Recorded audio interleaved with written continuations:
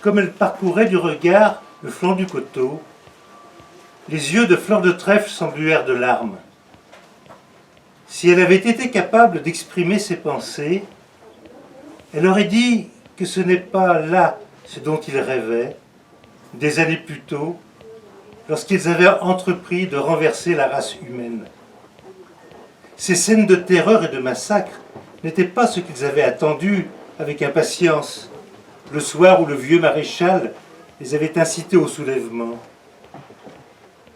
Si elles se furent représentées l'avenir, c'eût été sous la forme d'une société d'animaux libérés de la faim et du fouet, tous égaux, chacun travaillant selon ses capacités, les forts protégeant les faibles, comme elle avait protégé de sa jambe antérieure la couvée de canetons égarés le soir où Maréchal avait prononcé son discours.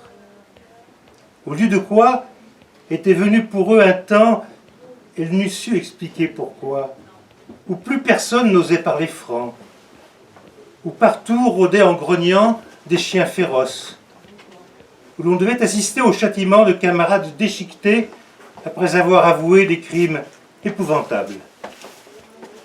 Elle n'avait dans l'esprit aucune idée de rébellion ou de désobéissance.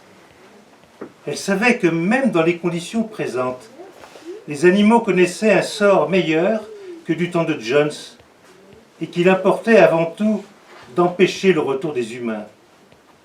Quoi qu'il advînt, elle demeurerait fidèle, travaillerait dur, exécuterait les ordres qu'on lui donnait et accepterait l'autorité de Napoléon.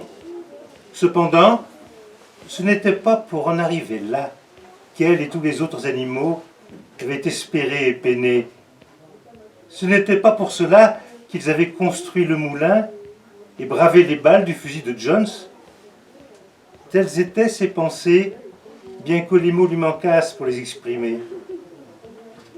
À la fin, croyant trouver là un substitut au mot qui faisait défaut, elle entonna « bête d'Angleterre ». Les autres animaux autour d'elle reprirent le chant en chœur et le chantèrent 3 fois de suite, de manière très mélodieuse, mais lentement et avec tristesse, comme ils ne l'avaient jamais fait auparavant. À peine avait-il fini de le chanter pour la 3e fois que Beauparleur, escorté de 2 chiens, s'approcha.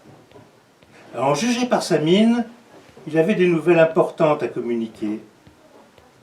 Il annonça qu'en vertu d'un décret spécial du camarade Napoléon, Bête d'Angleterre avait été aboli.